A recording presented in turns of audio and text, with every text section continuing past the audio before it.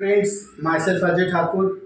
और मैं आपको पिछली वीडियो में मैंने आपको क्वाड्रेटिक इक्वेशन के कॉन्सेप्ट्स बताए थे। इस वीडियो में हम क्वाड्रेटिक इक्वेशन के important questions, previous year questions करेंगे। तो let's start questions of quadratic equation. Okay, तो सबसे पहला क्वेश्चन है, if the quadratic equation ax square plus bx plus c is equal to 0, if the quadratic equation this has two real and equal roots, इस quadratic equation के two real and equal roots हैं। Okay, quadratic equation के real और equal roots हैं, तो हमें c की value find करनी है। ओके, तो क्वाड्रेटिक इक्वेशन के रियल और इक्वल रूट्स होते हैं, तो कंडीशन क्या होता है, d is equal to 0, discriminant is equal to 0, और डिस्क्रिमिनेंट हमारा क्या होता है, b square minus 4ac that is equal to 0। हमें वैल्यू किसकी निकालनी है, c की। इस टर्म को उधर शिफ्ट किया, b square is equal to 4ac, c की वैल्यू b स्क्वायर बाय 4 आ गई। वेरी सिंपल क्वेश्चन, ये 2023 में आया था क्वेश्चन। दूसरा क्वेश्चन लेते हैं, question number 2, the least positive value of k, least positive value of k for which the quadratic equation 2x square plus kx minus 4 is equal to 0 has rational roots, मतलब roots irrational नहीं है, rational है। तो जो quadratic equation का formula होता है that is minus B plus minus root D by 2a। तो रैशनल रूट होने के लिए d जो होना चाहिए that must be a perfect square number, क्योंकि अगर d परफेक्ट स्क्वायर नंबर होगा तो रूट हट जाएगा और ये स्क्वायर रूट हट जाएगा, और जो उसके रूट्स होंगे, जो सॉल्यूशंस होंगे, वो रैशनल हो जाएंगे। तो for rational roots d should be a perfect square number. ठीक है, तो देखते हैं, हम इसका d फाइंड करेंगे और फिर ये देखेंगे कि d परफेक्ट स्क्वायर नंबर कब होगा, k के कौन से लीस्ट पॉजिटिव वैल्यू के लिए d एक परफेक्ट स्क्वायर नंबर होगा। तो d is b square minus 4ac, b हमारा क्या है, a है 2, b है हमारा k और c में हमारा -4। b स्क्वायर माइनस 4ac करा, k का स्क्वायर माइनस 4 इंटू a2 हो गया, c -4 हो गया, तो this is k square plus 32। d हमारा ये आ गया। अब हमें k की वैल्यू ढूंढनी है for which this is a perfect square number, least value ढूंढनी है। अब देखो, पॉजिटिव वैल्यू लेनी है तो माइनस वाली तो लेनी नहीं है। अब अगर मैं k को 0 डालूं, 1 डालूं, 2 डालूं, क्या डालेंगे कि ये परफेक्ट स्क्वायर नंबर आ जाए। तो अगर मैं k को 0 डालता हूं तब तो 32 आ जाएगा, which is not a perfect square number. 1 डालूंगा तो 33 आ जाएगा, which is also not a perfect square number. 2 डालूंगा तो 4 हो जाएगा, 32 और 4 36 आ जाएगा, और ये परफेक्ट स्क्वायर नंबर आ जाएगा। So the least value of k is 2। Least positive value of k is 2। So 2 is the right answer. Okay, समझ आ गया आप लोगों को। आगे बढ़ते हैं, नेक्स्ट क्वेश्चन पे चलते हैं। क्वेश्चंस पे जो इंपॉर्टेंट पॉइंट्स होंगे उन्हें मैं लिखूंगा। ठीक है, I will not write the whole question, I will just read the question, I will note down the data. Okay, और फिर मैं उसे प्रोसीड करूंगा। तो नेक्स्ट क्वेश्चन पे चलते हैं, क्वेश्चन नंबर 3।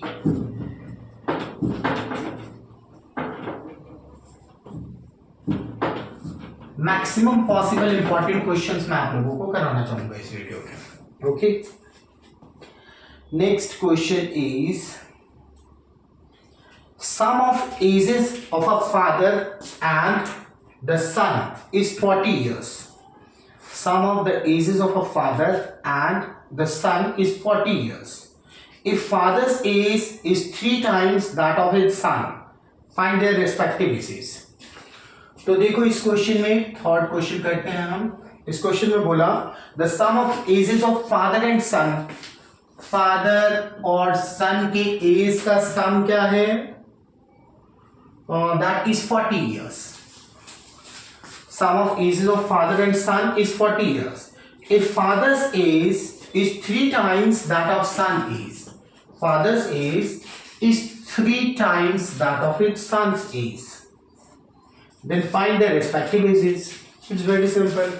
Father की एज 3 times son की एज है, आप यहाँ पुट कर दो 3 times son की एज 40, 4 times son की एज 40, son की एज हो गई 40/4, that is 10 years. son का एज 10 year, father की as 30 years. very simple question. ठीक है, हर एक आंसर को जो भी हम आंसर लिखेंगे उसे ऐसे डब्बे में लिखेंगे ताकि आंसर देखते ही विजिबल हो कि अच्छा ये आंसर है. ओके, नेक्स्ट क्वेश्चन पे चलते हैं. Question number 4. फोर्थ क्वेश्चन है असर्शन और रीजन का क्वेश्चन है. क्वेश्चन है द इक्वेशन 8x², ये असर्शन है और नीचे मैं रीजन लिखूंगा. असर्शन है the equation 8x² plus 3kx plus 2 is equal to 0. ये एक क्वाड्रेटिक इक्वेशन दिया हुआ है. The equation this has equal roots, this has equal roots, इसके रूट्स इक्वल हैं. Okay, the value of k is plus minus 8/3. The value of k is plus minus 8/3. Assertion ये बोल रहा है. रीजन बोल रहा है the equation this has equal roots if d is equal to 0. और रीजन जो है बेटे वो ये दिया हुआ है कि ax² plus bx plus c is equal to 0. इसके रूट्स इक्वल तभी होते हैं जब इसका डिस्क्रिमिनेंट यानी b² माइनस 4ac 0 के इक्वल होता है. तो ये तो बिल्कुल सही है भाई, इक्वल रूट के लिए तो यही कंडीशन होता है. ओके, तो मतलब हमें इसे चेक करना होगा. ठीक है, और यहां पे भी इक्वल रूट की बात हो रही है, तो इक्वल रूट के लिए हम यही कंडीशन अप्लाई करेंगे ना, यही वाला रीजन यूज करेंगे. तो अब असर्शन को चेक करते हैं कि भाई k की वैल्यू ये आता है या नहीं. तो इसके लिए हम क्वाड्रेटिक इक्वेशन का डिस्क्रिमिनेंट निकालेंगे, फिर 0 के इक्वल पुट करके वहां से k की वैल्यू निकालेंगे. तो यहां a हमारा 8 हो गया, b हमारा 3k हो गया, c हमारा 2 हो गया. b² माइनस 4ac डिस्क्रिमिनेंट निकालते हैं. b का स्क्वायर 3k का whole square minus 4 into a into c 2, 9k² minus 64 आ गया. अब d को हम 0 के इक्वल पुट करेंगे. For equal roots d is equal to 0. 9k² minus 64 is equal to 0. 9k² is equal to 64. k² is equal to 64/9. From this k is plus minus 8/3. Means assertion is correct and its reason is also correct. So assertion correct and reason correct, and R is the correct explanation of this. Okay, hopefully आगे आप लोगों को ये assertion reason का question, assertion भी true है, ठीक है, और रीजन जो है वो भी ट्रू है और करेक्ट एक्सप्लेनेशन है. आगे बढ़ते हैं, फिफ्थ क्वेश्चन पे चलते हैं.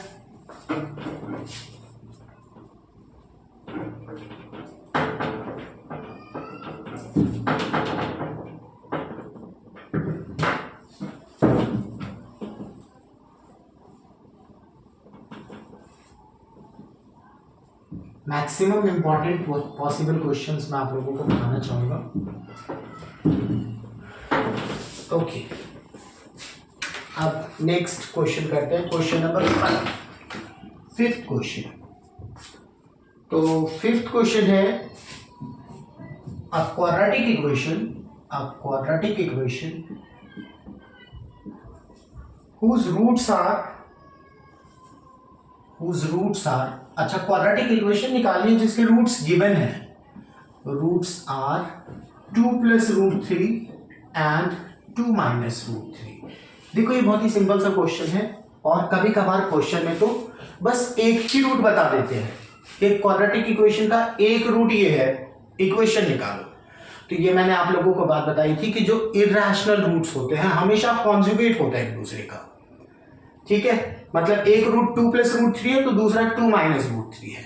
जहां x² और x और कांस्टेंट टर्म के जो कोफिशिएंट्स होते हैं वो रैशनल होते हैं. मतलब ax² + bx + c में abc अगर रैशनल है, ठीक है, तो उसके रूट्स इरैशनल हैं तो हमेशा एक दूसरे के कॉन्जुगेट होंगे. तो यहां हमें दोनों रूट्स पता है, हम सम ऑफ रूट्स निकाल लेते हैं. दोनों का सम निकाल लेते हैं. 2 + √3 2 - √3 दोनों को ऐड करा, √3 कैंसिल, ये 4 आ गया. प्रोडक्ट ऑफ रूट्स निकाल लेते हैं. प्रोडक्ट ऑफ रूट्स निकाला, 2 + √3 2 - √3 को मल्टीप्लाई करा, दिस इज a² - b², 4 - 3 1 आ गया. सम ऑफ रूट्स निकाल लिया, प्रोडक्ट ऑफ रूट्स निकाल लिया. अब रिक्वायर्ड इक्वेशन इज, ये हमारा फॉर्मूला था कि अगर क्वाड्रेटिक इक्वेशन के रूट्स अल्फा और बीटा है तो दैट इक्वेशन इज दिस. तो सम ऑफ रूट्स की वैल्यू क्या है 4, प्रोडक्ट ऑफ रूट्स क्या है 1. ये आ गई रिक्वायर्ड इक्वेशन. ओके, तो वेरी सिंपल क्वेश्चन.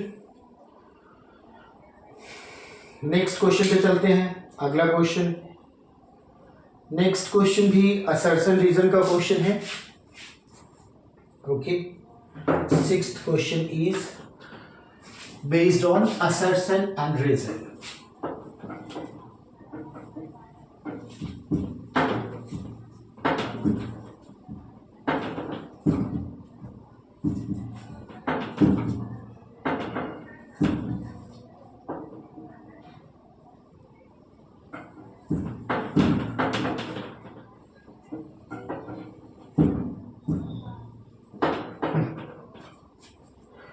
तो नेक्स्ट क्वेश्चन है, if 5 + √7 is a root of quadratic equation with rational coefficients.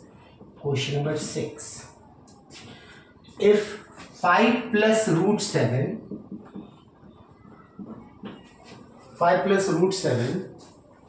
is a root of quadratic equation, is a root of quadratic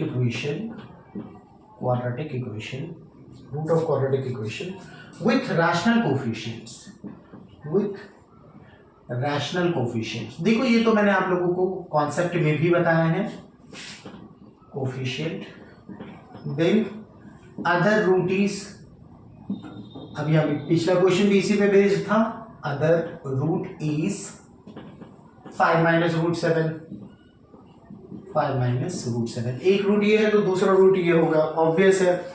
ये assertion है और इसका जो रीजन है that is surd roots of a quadratic equation with rational coefficients occur in conjugate pair. तो ये बात मैंने आप लोगों को बताई है, तो ये क्वेश्चन ऑब्वियस है. हम आगे बढ़ते हैं नेक्स्ट क्वेश्चन की. ठीक है, क्वेश्चन नंबर 7. ठीक है, 7th क्वेश्चन इज, एक क्वाड्रेटिक इक्वेशन गिवन है और इसे हमें सॉल्व करना है. Solve 4/x - 3 is equal to 5/2x + 3, where x cannot be 0 and -5/3. Sorry, -3/2. -3/2. ये है, इस इक्वेशन को हमें सॉल्व करना है. और देखो आप, ये जो कंडीशन दिया होता है कि x कैनॉट बी 0 या x कैनॉट बी दिस, ये इसलिए दिया होता है कि अगर x 0 हो जाए, अगर मैं x को 0 डालूं तो यहां नीचे 0 आ जाएगा. And anything upon 0 is infinite. तो कभी भी अपॉन वाली चीज 0 नहीं हो सकती, इसलिए गिवन है x की वैल्यू 0 नहीं हो सकती. -3/2 आ जाएगा तो ये वाला टर्म 0 हो जाएगा, इसलिए ये x cannot B this and this. इसे सॉल्व करना है तो हम ऐसा करते हैं, x वाले टर्म को एक साइड लाते हैं.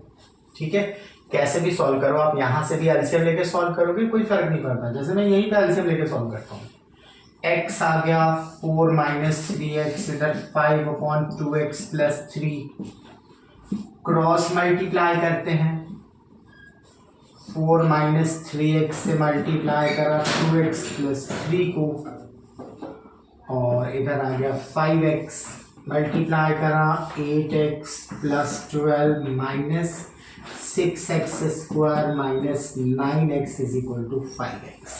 ठीक है, सिंपली मल्टीप्लाई करा, मल्टीप्लाई करते हैं तो पहले टर्म को पहले सबसे करते हैं, फिर दूसरे टर्म को सबसे मल्टीप्लाई करा, ये आ गया।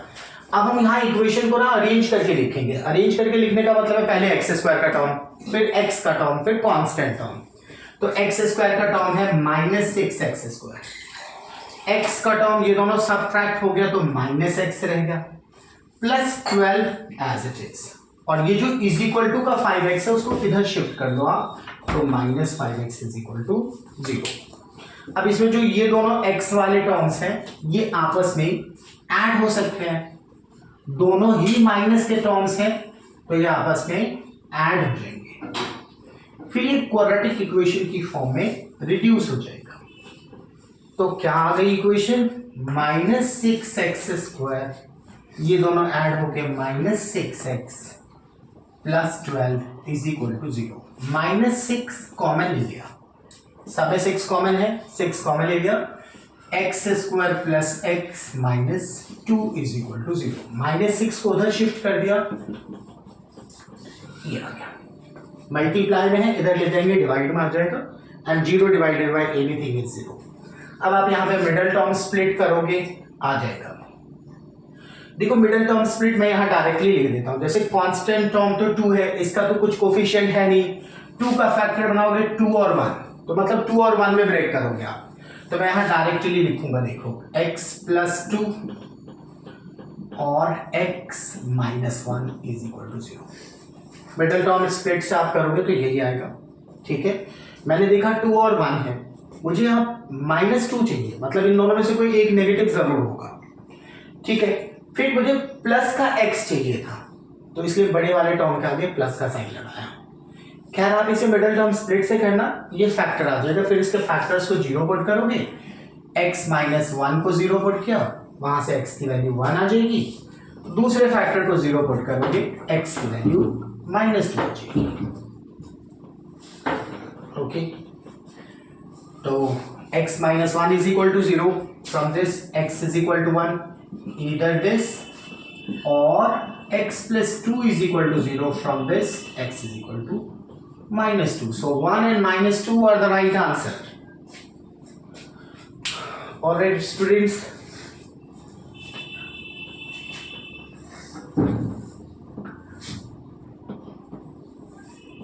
अब हम आगे बढ़ते हैं, नेक्स्ट क्वेश्चन पे चलते हैं। अब 7th क्वेश्चन है, ये 6 क्वेश्चन मैंने आप लोगों को बता दिया।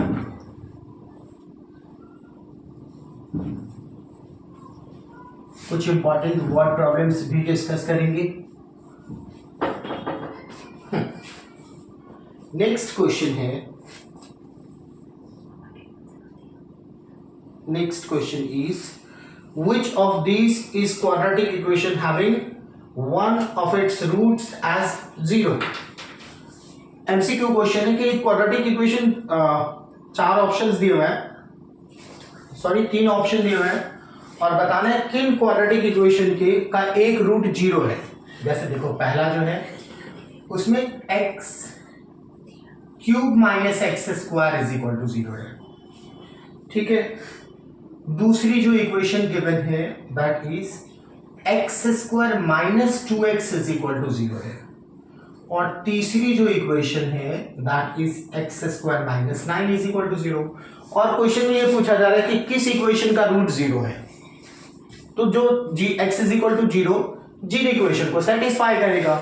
जैसे आप x की वैल्यू यहाँ 0 डालोगे, इक्वेशन सेटिस्फाइड होगा, x को 0 यहाँ डालोगे, ये इक्वेशन भी सेटिस्फाइड होगा। ये सेटिस्फाइड नहीं होगा तो 1 and 2 इन दो इक्वेशन के रूट्स जो है वो 1 रूट इज 0। ठीक है, ये क्वेश्चन में बोल रहा था तीन इक्वेशंस गिवन थी, किसका रूट 0 है, तो फर्स्ट और सेकंड इक्वेशन का रूट 0 है, थर्ड का रूट 0 पॉसिबल नहीं है क्योंकि इसको सेटिस्फाई नहीं कर रहा। ओके, 8th क्वेश्चन पे चलते हैं। यहां पे एक क्वाड्रेटिक इक्वेशन गिवन है, x square plus 5x minus of a square plus a minus 6 is equal to 0। ये क्वाड्रेटिक इक्वेशन गिवन है और इस इक्वेशन के हमें रूट्स निकालने हैं। ओके, ऐसा कोई भी क्वाड्रेटिक दिया हो, आपको रूट्स निकालना हो तो यहाँ पे फैक्टराइजेशन से निकालेंगे, यहाँ पे फैक्टराइज करके निकालेंगे। ठीक है, तो फैक्टराइज करने के लिए हम एक्स स्क्वायर के कोफिशिएंट को कांस्टेंट टर्म को मल्टीप्लाई करते हैं, तो 1 और इसको मल्टीप्लाई करेंगे, यही टर्म आएगा। तो बेसिकली हम इस टर्म को फैक्टराइज करेंगे। सबसे पहले इस टर्म को फैक्टराइज करके लिखेंगे।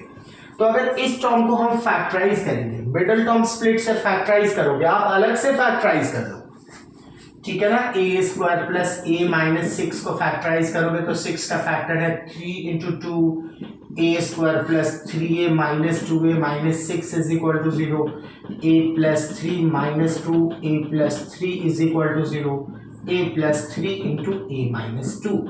ये आ गए इसके फैक्टर्स। और आप देखो इन दोनों को माइनस करके 5 आ जाएगा। हमें यही देखना होता है ना कि इन दोनों को मल्टीप्लाई करके जो आया उसे दो फैक्टर में लिखा, इन दोनों को मल्टीप्लाई करके यही आया, दो फैक्टर में लिखा तो भाई ये दो फैक्टर आया। और इन दोनों फैक्टर का डिफरेंस अगर आप देखो a प्लस 3 और a माइनस 2 का, तो दैट इज 5। तो जो ये 5 है इसे हम लिख सकते हैं इन दोनों के डिफरेंस की फॉर्म में, like a plus 3 minus of a plus 2 into में x माइनस, इस टर्म को फैक्टराइज किया था तो आ गया a plus 3 a minus 2 that is equal to 0। ठीक है, यहां पे ब्रैकेट को ओपन कर देते हैं, x square plus a plus 3 into x minus of a minus 2 into x minus a plus 3 a minus 2 is equal to 0। Hopefully आप लोगों को यहां तक समझ आ गया होगा। अब इसे फर्दर प्रोसीड करते हैं। देखो आप मिडिल टर्म स्प्लिट हो गया, मिडिल टर्म दो पार्ट में स्प्लिट हो गया। अब बस यहां कॉमन निकालेंगे और सॉल्व हो जाएगा क्वेश्चन। इन दोनों टर्म में क्या कॉमन है, x कॉमन है, x कॉमन लिया, कॉमन लेने के बाद ब्रैकेट, यहां क्या बचा x प्लस यहां क्या बचा a प्लस 3। इन दोनों में a माइनस 2 कॉमन है, minus of a minus 2 common ले लिया, कॉमन लेने के बाद ब्रैकेट, और ब्रैकेट्स बहुत इंपॉर्टेंट है। जब हम ये टर्म लिखते हैं ऐसे ब्रैकेट में, इसका मतलब ये पूरा एक टर्म है, इसे हमने कॉमन निकाला, इसमें रह गया x और यहां a plus 2 a minus 2 common आ गया, माइनस भी कॉमन आ गया, तो साइन चेंज होके a प्लस 3 आ गया। फिर आप देखो ये दोनों फैक्टर कॉमन है, ये टोटल दो टर्म में आ गया, एक टर्म ये दूसरा टर्म ये, दोनों ही टर्म में ये फैक्टर कॉमन है, इस फैक्टर को कॉमन ले लेते हैं। ठीक है, ये x प्लस a प्लस 3 ही तो हो गया, कॉमन ले लिया, इसमें रह गया ax minus of a minus 2। अभी यहां ब्रैकेट में लिखेंगे, देखो आप यहां मैंने ब्रैकेट हटा दिया क्योंकि बाहर प्लस का साइन है, ब्रैकेट हटाने से कोई फर्क नहीं पड़ता, साइन चेंज नहीं होगा। लेकिन यहां माइनस का साइन है तो आप इसे ब्रैकेट हटा के नहीं लिख सकते, ब्रैकेट हटाओगे तो माइनस से पहले मल्टीप्लाई करना होगा, इसलिए यहां ब्रैकेट लिखना इंपॉर्टेंट है। फिर ये आया x plus a plus 3 into x minus a plus 2 is equal to 0। दो फैक्टर बन गए, इनके फैक्टर को 0 पुट करते हैं, यहां से x की वैल्यू माइनस a माइनस 3,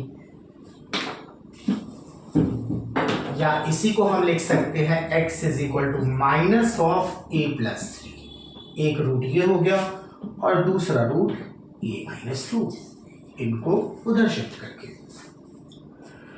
तो ये हमारा था 7th या 8th question. Okay,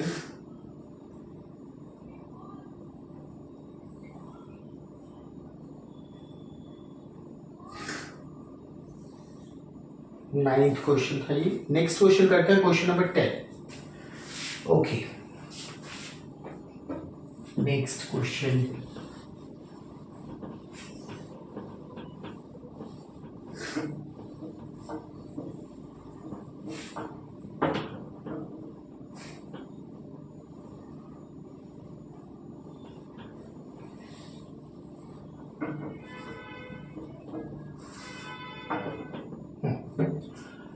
tenth question है, solve the quadratic equation root of 6x plus 7 minus of 2x minus 7 is equal to 0। ये इक्वेशन सॉल्व करनी है।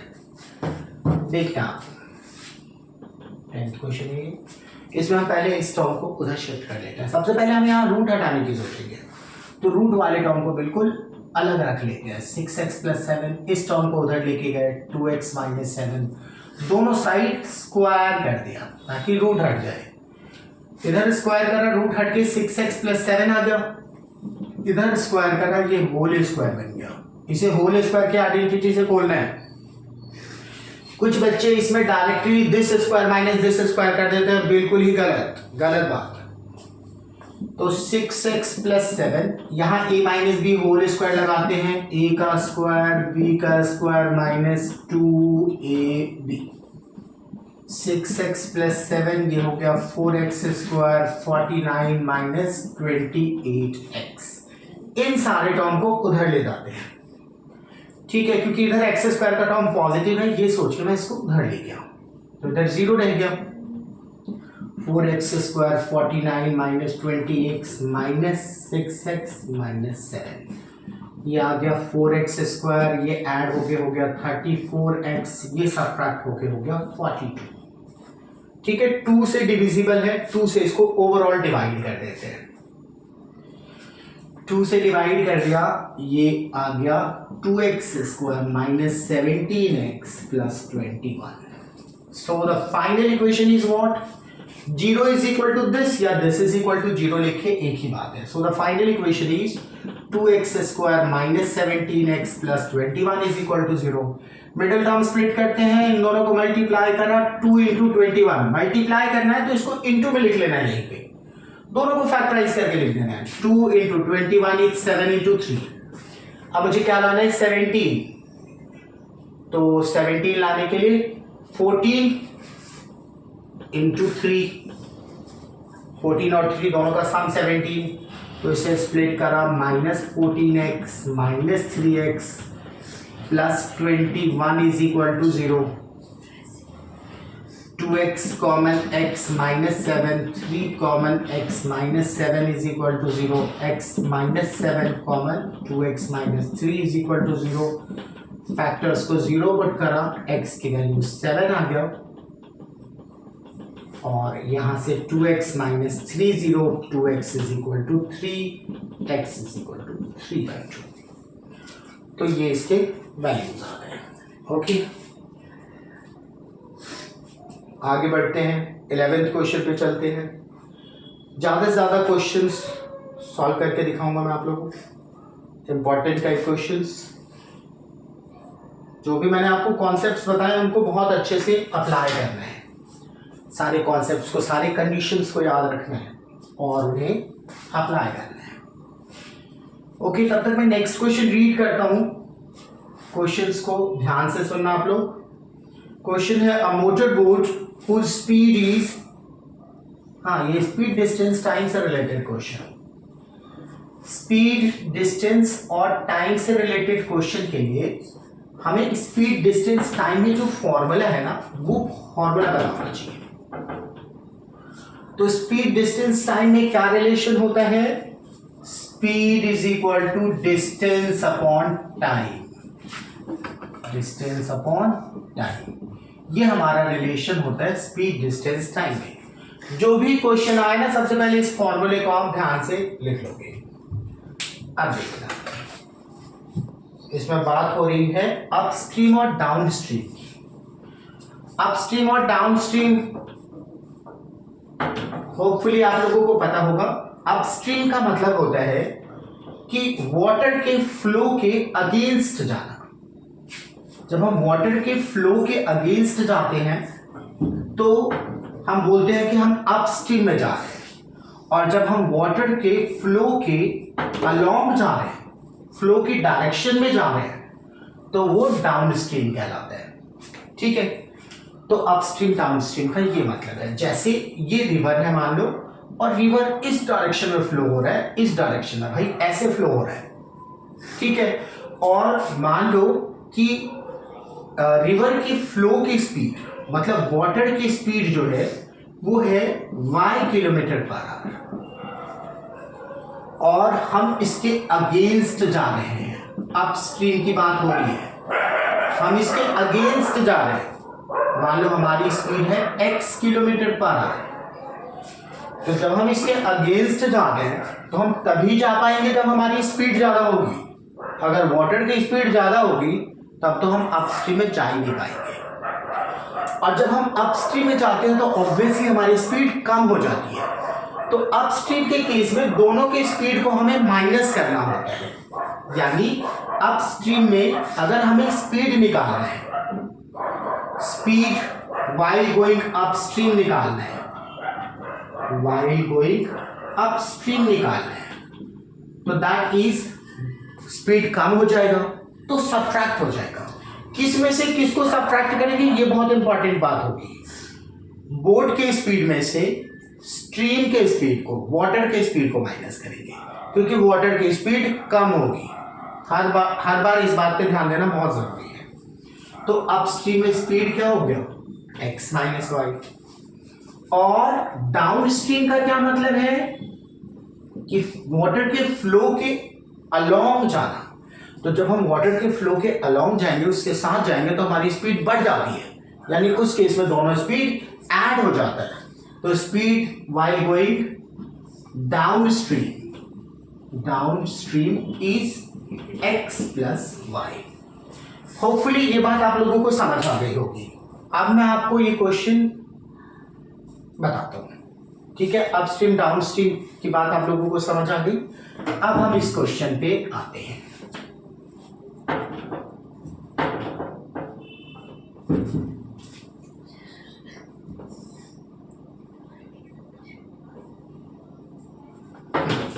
तो अब हम इस क्वेश्चन पे आते हैं। ओके, क्वेश्चन है a motor boat whose speed is 18 kilometre per hour. Boat की स्पीड कितनी है, स्पीड ऑफ बोट है 18 किलोमीटर पर आवर। ठीक है, मैं डाटा लिखूंगा, क्वेश्चन पढ़ूंगा, आप लोग ध्यान से सुनना। तो a motor boat whose speed is 18 kilometre per hour in still water. ये जो स्पीड है ये स्टिल वाटर में है। ठीक है, 18 kilometre per hour in still water. It takes 1 hour more to go 24 kilometre upstream then to return downstream. मतलब 24 kilometre upstream जाने में डाउनस्ट्रीम के टाइम से 1 घंटा ज्यादा टाइम लगता है। ओके, मतलब डिस्टेंस जो है वो हमारा है 24 किलोमीटर, जो ये अपस्ट्रीम या डाउनस्ट्रीम में जाता है, और बोल रहा है कि अपस्ट्रीम में जाने में जो टाइम लगता है वो 1 घंटे ज्यादा होता है। ऑब्वियसली ज्यादा होगी क्योंकि अपस्ट्रीम में स्पीड कम हो जाएगी। ठीक है, तो मतलब दोनों टाइम का डिफरेंस 1 hour है। Overall summary of the story कि अपस्ट्रीम जाने में जो टाइम लगा वो टाइम माइनस डाउनस्ट्रीम का टाइम, दोनों टाइम का डिफरेंस 1 hour है। अपस्ट्रीम का टाइम ज्यादा होगा। ओके, और हमें क्या निकालना है, find the speed of the stream. Stream की स्पीड निकालनी है, वाटर के फ्लो की स्पीड निकालनी है। तो let speed of stream is equal to x kilometre per hour. ठीक है, और अपस्ट्रीम डाउनस्ट्रीम में सबसे पहले आप स्पीड निकालोगे, अपस्ट्रीम जाने में क्या स्पीड होगी और डाउनस्ट्रीम जाने में क्या स्पीड होगी। स्पीड वाइल गोइंग अपस्ट्रीम अभी डिस्कस करा हमने, that is 18 minus x. Boat के स्पीड में से स्ट्रीम के स्पीड को माइनस करेंगे, and speed while going downstream, downstream में स्पीड 18 प्लस एक्स हो गया। अच्छा, अब अपस्ट्रीम में स्पीड पता लग गया, डाउन स्ट्रीम में स्पीड पता लग गया। अब हम टाइम निकालते हैं, टाइम टेकन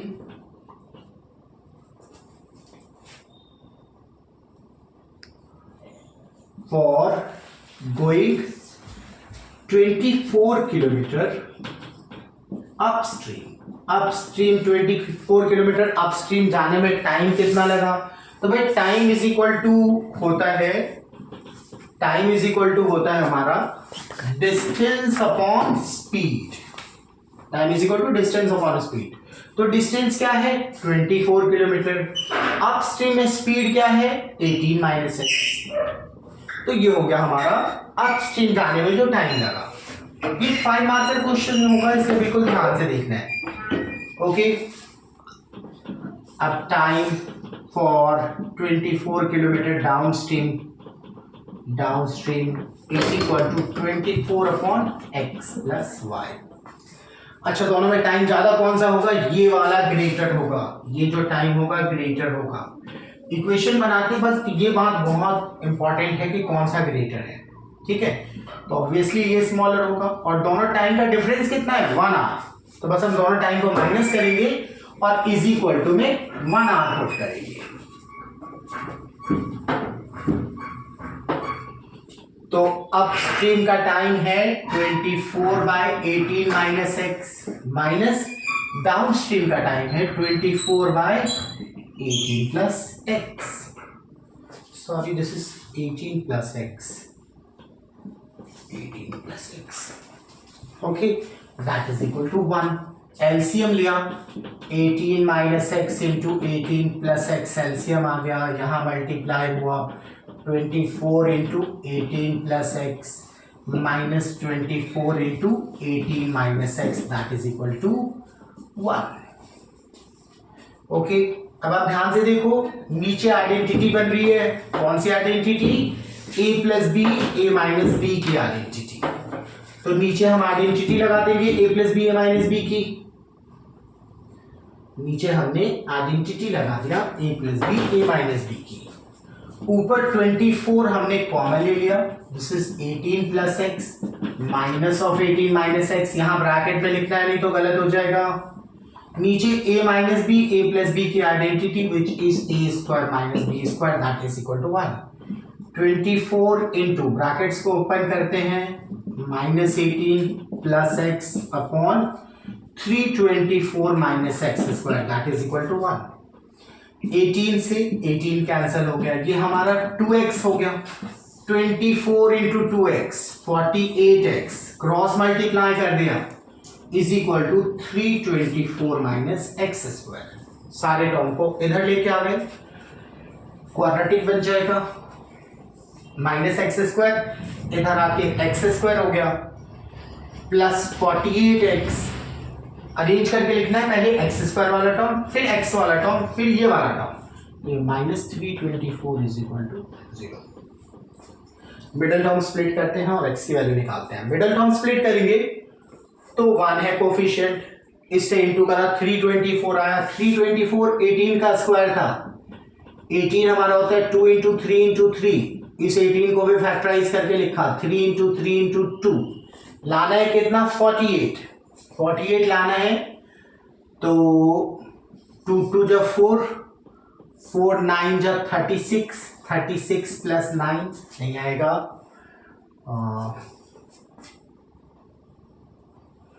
3 3 जा 9, 2 जा 18, 18 2 जा 36, 36 एंड 9 45 होता है, 48 नहीं आएगा। ओके, 48 चाहिए। 3 3 जा 9, 3 जा 27, 27 इंटू 2 54। इतने टर्म को लेते हैं तो 54 आया और ये 6 आया।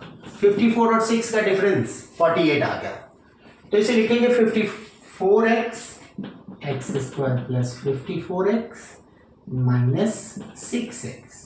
Minus 324 is equal to 0, x common x plus 54 minus 6 common x plus 54 is equal to 0, x plus 54 common x minus 6 is equal to 0, x plus 54 cannot be 0 because x cannot be negative, x जो था वो speed of water था and speed cannot be negative, so x minus 6 will be 0 and x is equal to 6 km per hour will be the right answer.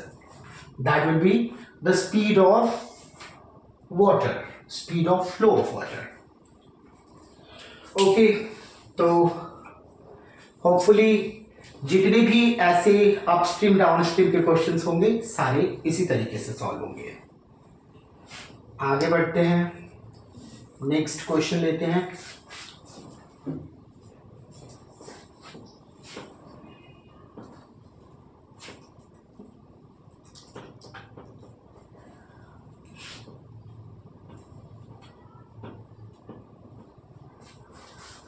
Next question है, तब तक मैं question read करता हूं, आप ध्यान से सुनो। नेक्स्ट क्वेश्चन है, if 2 is the root of a quadratic equation, एक क्वाड्रेटिक इक्वेशन गिवन है और उसका रूट 2 गिवन है and the equation this has equal roots, और एक और क्वाड्रेटिक इक्वेशन गिवन है जिसके रूट्स इक्वल है। ठीक है, समझ आ गई बात आपको? दो क्वाड्रेटिक इक्वेशन है, एक जो क्वाड्रेटिक इक्वेशन है उसका एक रूट 2 दिया हुआ है और दूसरी इक्वेशन के रूट्स इक्वल दिए हुए हैं, तो हमें q की वैल्यू निकालनी है। तो देखो मैं शॉर्ट में क्वेश्चन लिख देता हूं। क्वेश्चन है 2 is a root of quadratic equation x square plus kx plus 12 is equal to 0। इसका एक रूट कितना दे रखा है? 2। ठीक है, and the equation x square plus kx plus q is equal to 0 has equal roots। जो दूसरी इक्वेशन है इसके रूट्स इक्वल हैं, तो हमें q की वैल्यू निकालनी है, सॉरी q हमें फाइंड करना है। ठीक है, तो q निकालने के लिए हम इसके d को 0 पुट करेंगे, तो उसके लिए पहले हमें k पता होना चाहिए, और k निकालने के लिए हम पहले कंडीशन को यूज करेंगे। फर्स्ट कंडीशन में बोला 2 इसका एक रूट है, इसका मतलब 2 इसको सेटिस्फाई करेगा। x को मैं 2 डाल दूं तो ये इक्वेशन सेटिस्फाइड होगा, तो इसमें हम सीधा x को 2 पुट करते हैं। 2 square plus 2k plus 12 is equal to 0, 4 plus 12 16, 2k plus 16 0, k की वैल्यू -16/2 दैट इज -8। k हमारा -8 आ गया। अब k -8 आ गया, k की वैल्यू -8 हम सेकेंड इक्वेशन में डाल देते हैं, तो जो सेकेंड वाली इक्वेशन है वो बन गई x square -8x plus q is equal to 0। अब उन्होंने बोला कि इसके रूट्स कैसे हैं? इक्वल रूट्स हैं, तो for equal roots d is equal to 0, इसके डिस्क्रिमिनेंट को 0 पुट करते हैं, b square minus 4ac is equal to 0। b हमारा क्या है? -8 स्क्वायर माइनस 4a है 1, c है q that is equal to 0। This is 64 minus 4q is equal to 0. This implies 64 minus 4q is equal to 0. 4q को उधर ले गया, 64 is equal to 4q, यहां से q की वैल्यू 16 हो जाएगी। ठीक है, समझ आ गया? तो ये था हमारा I think 12th question. Next question, अगले क्वेश्चन पे चलते हैं।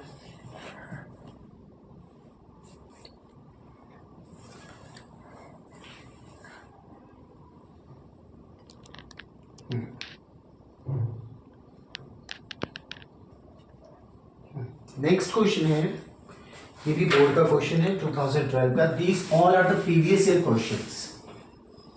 ठीक है,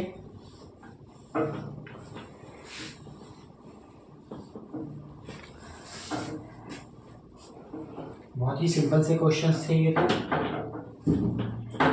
वर्ड प्रॉब्लम्स को बहुत ध्यान से रीड करना है, सारा डाटा लिखना है कि क्वेश्चन में बोल क्या कह रहा है, क्या क्या चीजें गिवन है, उन गिवन चीजें से हम कैसे फाइंड कर सकते हैं। ओके, तो देखना दूसरा वर्ड प्रॉब्लम लेते हैं।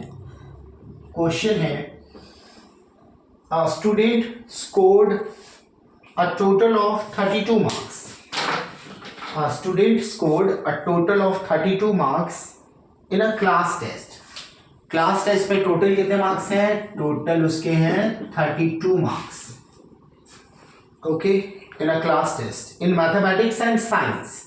मैथ्स और साइंस में टोटल मार्क्स इतने हैं. मैथ्स प्लस साइंस में टोटल 32 है. ओके, had he scored 2 marks less in science. Science में 2 मार्क्स कम होते. साइंस में 2 मार्क्स कम होते. And 4 more in mathematics.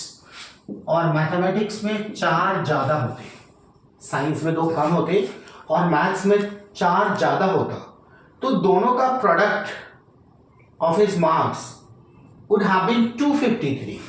तो दोनों का प्रोडक्ट कितना है? 253. देखो जो भी उसने बोला मैंने इसे इक्वेशन की फॉर्म में लिख दिया. ओके, तो ये हमने इक्वेशन की फॉर्म में लिख दिया. आप यहाँ वेरिएबल को x और y ले लो कि मैथ्स में x मार्क्स है, साइंस में y है, तो x plus y is 32. First condition के अकॉर्डिंग ये आ गया. फिर जो सेकंड कंडीशन में बोल रहा था मैथ्स में 4 एक्स्ट्रा मार्क्स हो, यानी x प्लस 4, साइंस में 2 कम हो, y माइनस 2, दोनों का प्रोडक्ट कितना? 253. ठीक है, और यहां से हमें इस क्वाड्रेटिक इक्वेशन को सॉल्व करना है. तो ये जो फर्स्ट इक्वेशन निकाली हम सब्स्टिट्यूशन से करते हैं. देखो 2 अननोन है, 2 इक्वेशन चाहिए, दोनों इक्वेशन हमने बना ली. अब इसे सब्स्टिट्यूशन से सॉल्व करते हैं. तो फर्स्ट इक्वेशन से y की वैल्यू निकाली 32 माइनस एक्स, और इसे यहां पे पुट करा. तो x प्लस 4 इंटू y की वैल्यू हमने डाला 32 minus x minus 2, 253. x plus 4 into ये सब्ट्रैक्ट होकर 30 minus x is equal to 253. Multiply करा 30x minus x square plus 120 minus 4x is equal to 253. Arrange करके लिखेंगे तो माइनस एक्स स्क्वायर, ये दोनों टर्म सब्ट्रैक्ट हो गया, 26x प्लस 120. 253 को इधर ले आते हैं, माइनस 253 इज इक्वल टू 0. तो इक्वेशन बन गई minus x square plus 26x and 120 subtract कर दिया तो I think 133 minus of 133 is equal to 0. Overall इसे माइनस से मल्टीप्लाई कर देते हैं ताकि यहां माइनस हट जाए. दोनों साइड माइनस से मल्टीप्लाई, या माइनस कॉमन ले लो आप. माइनस कॉमन ले लिया, x square minus 26x plus 133 is equal to 0. Minus 1 को हम उधर ले गए, 26x plus 133 is equal to 0. Factorise कर लेते हैं. 133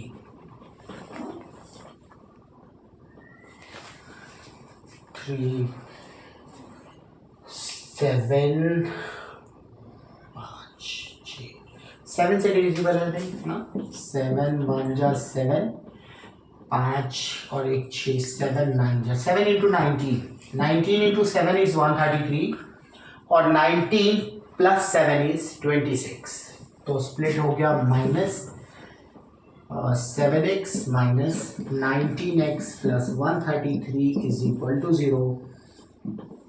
और ये हमारा आ गया x into x minus 7 minus 19 common, x minus 7 0, x minus 7 into x minus 19 is equal to 0. So x is 7 और x इज 19. इस फैक्टर को 0 पुट करके ये आया और इस वाले फैक्टर को 0 पुट करके ये आंसर आया. ठीक है, तो x 7 या 19 इन दोनों में से कुछ भी हो सकता है. ठीक है, और x अगर 7 होगा तो y की वैल्यू हम यहां से फाइंड कर सकते हैं. ठीक है, तो when x is 7 then y is x is 7 then y is 32 minus 7, that is 25, and then x is 19 x is 19, then y is 13. Okay, so two possible answers are there. Maths पे अगर 7 number है तो science में 25 number है. Maths में अगर 19 marks है तो साइंस में 13 मार्क्स है. So these two are the possible answers.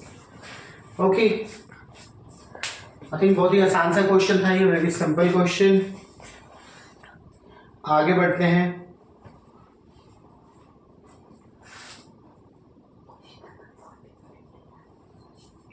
Okay,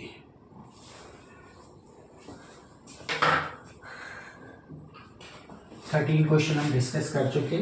अब आगे आते हैं 14th क्वेश्चन पे.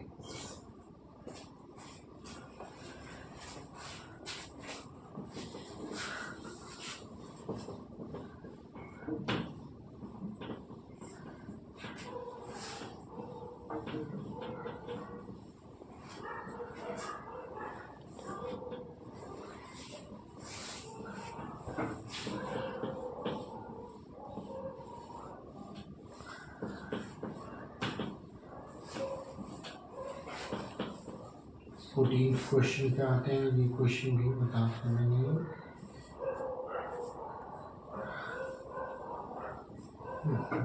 क्वेश्चन भी हो गया, ये वाला भी हो गया. देखना बच्चों, अब एक क्वेश्चन मैं आप लोगों को बताता हूँ.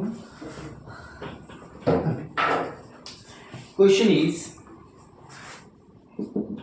if x is equal to -4 is the root of equation x square plus 2x plus 4p is equal to 0. इस इक्वेशन का एक रूट है, one root is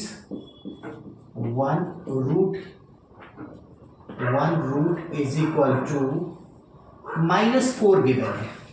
Okay, find the value of k, for which the equation, find k for which a quadratic equation, that is x square plus px into 1 plus 3k plus 7 into 3 plus 2k is equal to 0. Equation को देख के परेशान होने की जरूरत नहीं है. Okay, for which the quadratic equation this has equal roots. ये बोल रहा है. ऐसा क्वेश्चन अभी हमने पहले भी करा कि एक क्वाड्रेटिक इक्वेशन का वन रूट -4 दिया हुआ है, तो x की वैल्यू -4 हम यहां डालेंगे, यहां से p की वैल्यू आ जाएगी. फिर इस इक्वेशन के जो रूट्स है वो इक्वल है, यानी इसका d 0 होगा. फिर इसका d निकालेंगे, उसे 0 के इक्वल पुट करेंगे. d निकालेंगे तो k और p की टर्म में आएगा, p की वैल्यू हमें यहां पता होगा, पुट करके k की वैल्यू आ जाएगी. मैं करके दिखाता हूं आप लोगों को. इसका वन रूट -4 है, तो -4 इसको सेटिस्फाई करेगा. पुट करूंगा 2 into -4 plus 4p is equal to 0. This is 16 minus 8 plus 4p is equal to 0. This is 8 plus 4p is equal to 0. 4p minus 8, p की वैल्यू -2 हो गई. p हमारा -2 आ गया. अब इस इक्वेशन के रूट्स इक्वल हैं. जो ये वाली इक्वेशन है, इसके जो रूट्स हैं वो इक्वल हैं, तो इसका d 0 के इक्वल होगा. अब आप देखो यहाँ a क्या है, तो भाई x स्क्वायर का कोफिशिएंट a है 1. b क्या है, तो x को छोड़ के बाकी सारा टर्म, x को अगर मैं हटा दूं तो p इंटू दिस मच, ये हमारा b है, x ये रहा, और ये पूरा टर्म हमारा c है. तो ये दोनों टर्म मिलके हमारा b है. a b c पता लग गया. d is equal to 0 put करते हैं, इस इक्वेशन के डिस्क्रिमिनेंट को 0 के इक्वल पुट करते हैं, तो b स्क्वायर यानी p इंटू 1 प्लस 3k का whole square, b square minus 4a into c 7 into 3 plus 2k is equal to 0. p की वैल्यू क्या है, -2. दिस इज -2 इंटू दिस, मैं स्क्वायर कर देता हूँ, p square 1 + 3k whole square minus 28 into 3 + 2k that is equal to 0। p -2 है, p square 4 हो गया, इसे a + b होल स्क्वायर पे खोल लिया, a square b square 2ab करेंगे 6k आ जाएगा minus 28 3 + 2k that is equal to 0। 4 से डिवाइड कर दिया, यहाँ से 4 कैंसिल हो गया, 1 + 9k square + 6k minus 7 into 3 + 2k is equal to 0। जितना भी वो सिंप्लीफाइड फॉर्म में आ सकता है वैसे हम कर लेंगे। तो ये हो गया 9k स्क्वायर + 6k + 1 फर्स्ट वाला टर्म, यहाँ ब्रैकेट ओपन करोगे -21 - 14k that is equal to 0। ये आ गया 9k स्क्वायर सब्ट्रैक्ट होके -8k - 20 इज इक्वल टू 0। बन गई k की टर्म में क्वाड्रेटिक इक्वेशन। अब यहां से हम मिडल टर्म स्प्लिट करेंगे और k की वैल्यू बचेगी।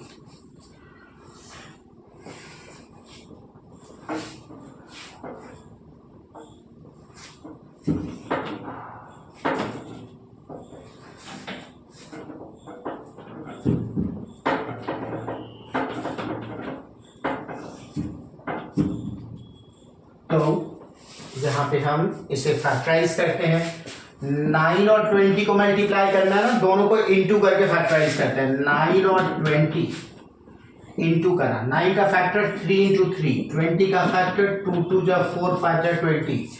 लाना क्या है, 8 लाना है, 8 लाना है, 4 3 = 12, 5 3 = 15, 8 चाहिए, नहीं आ रहा, ओके।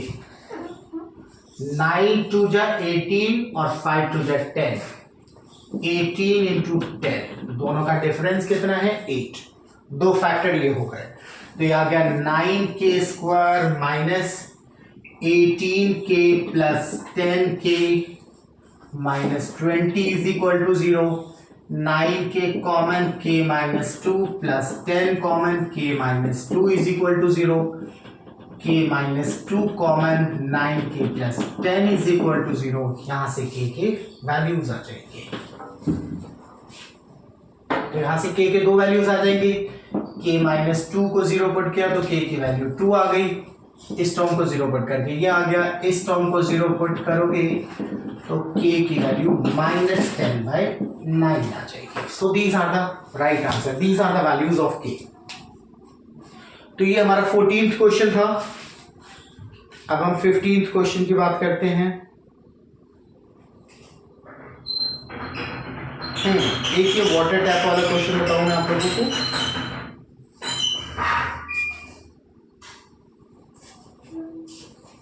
एक ये वाटर टैप का क्वेश्चन, ये एनसीईआरटी में भी है क्वेश्चन, तो क्वेश्चन तो आप लोगों को अच्छे से पता है। अच्छा, ये क्वेश्चन डिस्कस करने से पहले हम एक दो बातें डिस्कस कर लेते हैं। जैसे मान लो आपके घर पे जो टंकी लगी होती है वाटर टैप, वो 2 घंटे में अगर पूरा फिल हो जाता है, 2 आवर्स में पूरा फिल हो जाता है, तो आप सोचो 1 आवर में कितना फिल होगा। तो 2 आवर्स में अगर पूरा फिल हो जाता है तो 1 आवर में 1/2 पार्ट यानी आधा पार्ट फिल होगा, ठीक है। अगर वो 3 घंटे में पूरा फिल होता है तो 1 घंटे में 1/3 फिल होगा, 1/3 पार्ट फिल होगा। ये बात इसमें समझने वाली है, ठीक है। ये बात तो समझ आई ना आप लोगों को। अगर 10 आवर्स में फिल होता है तो 1 आवर में कितना फिल होगा, 1/10 फिल होगा, मतलब 1/10 part of the tank will be filled. अगर 10 घंटे में पूरा फिल होता है तो 1 घंटे में 1/10 part of the tank will be filled. इसी कॉन्सेप्ट पे बेस्ड है ये क्वेश्चन, तो ध्यान से देखेंगे आप लोग। मैं क्वेश्चन रीड करूंगा और डाटा लिखूंगा, ओके। तो क्वेश्चन है, 2 water taps can together fill a tank in 1 and 7/8 hours, okay। 2 water taps together can fill a tank in 1 and 7/8 hours, okay। देखना जो ये बोल रहे हैं क्वेश्चन में, उसके अकॉर्डिंग मैं डाटा लिखता हूँ। 2 वाटर टैप है, मैं टैप 1 और टैप 2 ले लेता हूँ।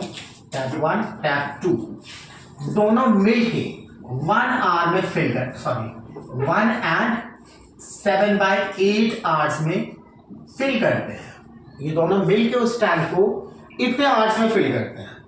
Okay, the tap with longer diameter, मान लो टैप 1 जो है ना ये लॉन्गर डायमीटर का है, ठीक है। 2 जो हमने टैप लिए उसमें टैप 1 लॉन्गर डायमीटर का है, लॉन्गर डायमीटर का है, और जो टैप 2 है वो स्मॉलर डायमीटर का है, मतलब छोटा टैप है, पतला टैप है, स्मॉलर डायमीटर टैप। ओके, अच्छा तो ये बोल रहा है the tap with longer diameter takes 2 hours less than the tap with smaller one to fill the tank. ठीक है, ऑब्वियसली जो लॉन्गर डायमीटर वाला होगा, मोटा पाइप होगा, वो जल्दी फिल करेगा। तो ये बोल रहा है कि जो लार्जर डायमीटर टैप है यानी टैप 1 जो है वो 2 घंटे कम टाइम लगाता है स्मॉलर वाले से। ठीक है, लार्जर वाले को 2 घंटे कम टाइम लगता है। तो मान लो आप स्मॉलर टैप का टाइम x आवर्स है, तो लार्जर डायमीटर टैप का टाइम, लार्जर टैप लिख देता हूं मैं, y आवर्स होंगे। ठीक है, अच्छे से लिखना है। Let the time taken by smaller diameter tap to fill the tank alone is x hours and that by the larger tap is y hour। ठीक है, अच्छा हमें क्वेश्चन में यही निकालना है कि दोनों सेपरेटली कितने आवर्स में फिल कर सकते हैं, यानी हमें x और y की वैल्यू ही निकालना है। x can fill in x hours and suppose y can fill in y hours. तो देखो ये जो स्मॉलर टैप है वो x आवर में फिल करता है टैप, तो ये 1 आवर में कितना फिल करेगा, 1/x पार्ट। x आवर में पूरे टैंक को फिल करता है तो 1 आवर में 1/x पार्ट। ये y आवर में पूरे टैंक को फिल करता है तो 1 आवर में 1/y पार्ट। दोनों मिलके 1 घंटे में इतना पार्ट फिल करेंगे, है ना।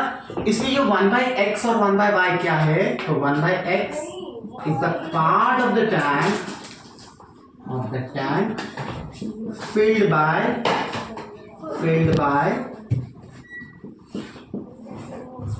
x। हमने किसको लिया, स्मॉलर वाले को ना, स्मॉलर। ठीक है, ये हमारा वो पार्ट है जो स्मॉलर टैप फिल करेगा 1 घंटे में, और ये वो पार्ट है जो लार्जर वाला फिल करेगा।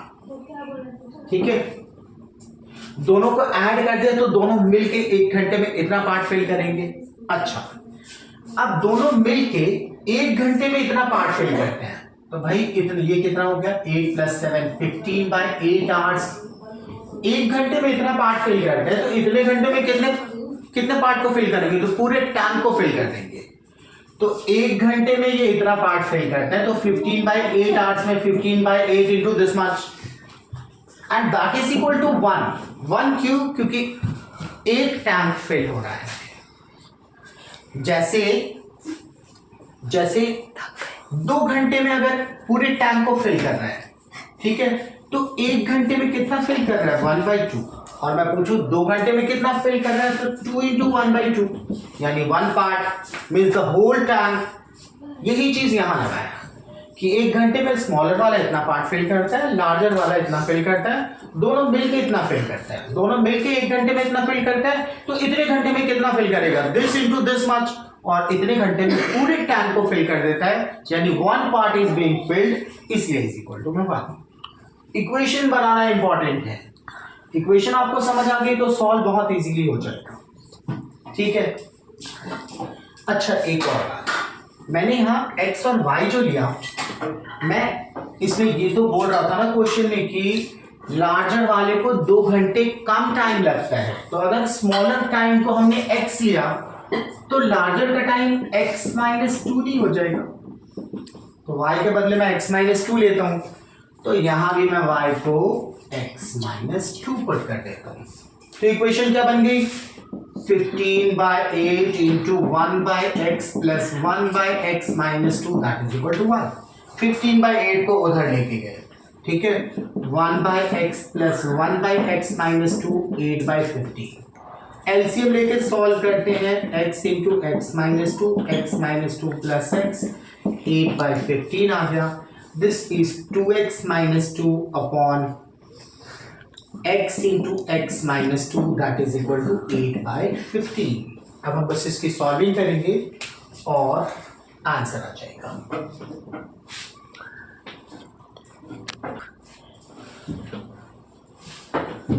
ओके स्टूडेंट्स, तो अब ये इक्वेशन फॉर्म हो गया. अब तो बस इसकी सॉल्विंग करनी है. तो इसे सॉल्व करते हैं, क्रॉस मल्टीप्लाई करते हैं. This is 2x minus 2. यहां से 2 कॉमन ले लेता हूं मैं. 2 into x minus 1 upon x into x minus 2 that is equal to 8/15. ठीक है, क्रॉस मल्टीप्लाई करा. 2 into 15 into ये 2 से 8 को कैंसिल कर देता हूँ. 4 जब क्रॉस मल्टीप्लाई करा 15 into x minus 1 4x into x minus 2 15x minus 15 4x square minus 8x. इन सारे टर्म को उधर ले जाते हैं. 0 इधर आ गया. 4x square minus 8x minus 15x plus 15. तो ये इक्वेशन बन गई 4x square minus 23x plus 15 is equal to 0. देखो अब हमारी इक्वेशन बन चुकी है. अब हम इसके फैक्टर्स निकालेंगे और फिर x की वैल्यू आ जाएगी. ठीक है, तो मिडल टर्म स्प्लिट 4 into 15 करा, फैक्टर बनाया. 2 2 जा 4 3 5 जा 15 23 लाना है तो 6 लाना है 23. 4 5 जा 20 into 3 स्प्लिट करा. 4x square minus 20x minus 3x plus 15 is equal to 0. 4x common, x minus 5 minus 3 common, x minus 5 x minus 5 common 4x minus 3 is equal to 0. अब इसके फैक्टर्स को हम 0 के इक्वल पुट करेंगे, वहां से हम x की वैल्यू निकालेंगे. सो पहले फैक्टर को पुट करा. x minus 5 is equal to 0. From this x is equal to 5. 4x minus 3 is equal to 0. From this x is equal to 3/4. But x is equal to 3/4. This answer is not possible क्योंकि 3/4 तो 1 से भी कम हो गया. ठीक है, तो सोचो एक का टाइम क्या था, x माइनस 2. तो अगर हम x को 3/4 लेंगे तब तो x माइनस 2 हमारा नेगेटिव आ जाएगा. ठीक है, इसलिए इस कंडीशन को हमने रिजेक्ट कर दिया. सो x इज इक्वल टू 5 और x हमने क्या लिया था स्मॉलर डायमीटर टैप. तो स्मॉलर डायमीटर टैप को 5 आवर्स लगता है. स्मॉलर डायमीटर टैप को 5 आवर्स, तो लार्जर टैप को 2 आवर्स लेस यानी 3 आवर्स. ओके, तो होपफुली आप लोगों को ये समझ आ गए होंगे. तो मैं इतना ही क्वेश्चंस रहने देता हूँ, बाकी आप अच्छे से प्रैक्टिस करो. डाउट्स हैं तो इस पर एक और ज़रूरत होगी तो वीडियो बनाएंगे. That's all for today. Thank you friends.